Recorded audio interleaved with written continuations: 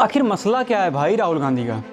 कभी ये छात्रों के प्रोटेस्ट के लिए सड़कों पर आ जाते हैं, पीएम आवास पर कब्जा कर लेते हैं, तो कभी ये संसद में जो अभी छात्रों के लिए एक बिल आया है उसको पास होने नहीं दे रहे हैं, हंगामा कर रहे हैं। तो भाई कुछ तो ऐसा डर होगा ना इस बिल से, कुछ तो ऐसा रूल होगा इसमें जो इन्हें परेशान कर रहा है। आज की इस वीडियो में हम समझेंगे कि कौन कौन सा सख्त नियम है इस बिल में, और सबसे बड़ा सवाल कि विपक्ष इससे परेशान क्यों है, डरा हुआ क्यों है। क्या मुद्दा वाकई राज्य सरकारों की हित का है या फिर डर इस बात का कि सीबीआई जांच उनके राज्यों का भंडाफोड़ कर सकती है। चलिए इस बात को परत दर परत समझते हैं। लेकिन इससे पहले अगर आप इंस्टाग्राम या फेसबुक पर देख रहे हैं तो कृपया फॉलो जरूर कर लीजिए, और अगर यूट्यूब पर देख रहे हैं तो कृपया सब्सक्राइब जरूर कर लीजिए।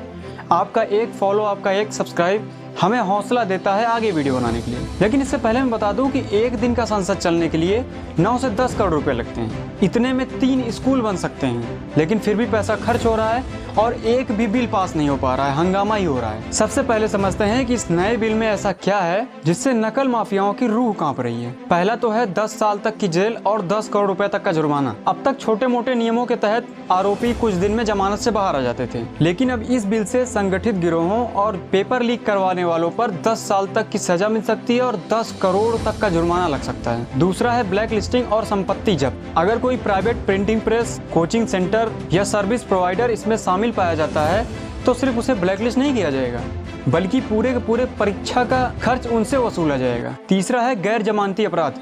इस बिल के बाद किसी भी अपराधी को जमानत मिलेगी ही नहीं। चौथा है सीबीआई और केंद्रीय एजेंसियों का सीधा दखल। इस बिल में सबसे इम्पोर्टेंट नियम यह है कि अगर किसी राज्य में पेपर लीक पाया जाता है तो सेंटर से सीधा सीबीआई जांच कर सकती है उसमें, और जांच करेगी। अब आते हैं मेन सवाल पर कि भाई जब नियम इतने कड़े हैं, देश के करोड़ों छात्रों का भविष्य दांव पर लगा है, तो विपक्ष इससे हंगामा क्यों कर रहा है, विपक्ष इससे सहमत क्यों नहीं है। देखिए, विपक्ष कागजों पर तो यह तर्क देता है कि शिक्षा राज्यों का विषय है और केंद्र सरकार राज्यों के मामले में दखल दे रही है, लेकिन क्या सच सिर्फ इतना ही है? आइए इसके पीछे का डर समझते हैं। पहला तो इन्हें सीबीआई जांच का असली खौफ है। देखिए, गैर भाजपा राज्यों में जब भी पेपर लीक होता है तो वहाँ का मामला पुलिस देखती है। अब अगर ये बिल जब पास हो जाएगा तो केंद्र सरकार के पास ये अधिकार हो जाएगा कि उस राज्य में केंद्र सरकार सीबीआई जांच बैठा सकती है, और जब जांच सीबीआई करेगी तो आंच सिर्फ कोचिंग सेंटरों तक नहीं रहेगी, इसके तार मंत्रियों, नेताओं से भी मिलेंगे, क्योंकि सबको पता है कि भाई नेताओं के पास पैसा कहाँ से आता है, यही सब करा के।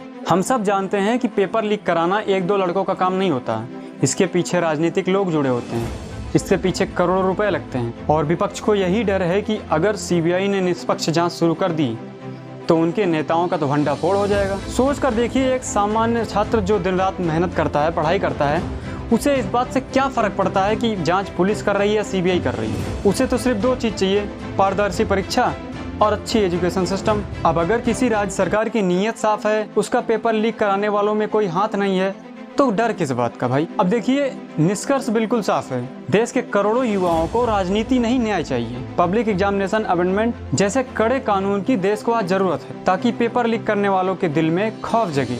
अब संसद में हो रहा विरोध ये बताता है कि किसी के लिए तो छात्रों से ज्यादा अपने नेताओं के नकल की चिंता है। आप इस मुद्दे पर क्या सोचते हैं? अपनी राय कमेंट जरूर करिए।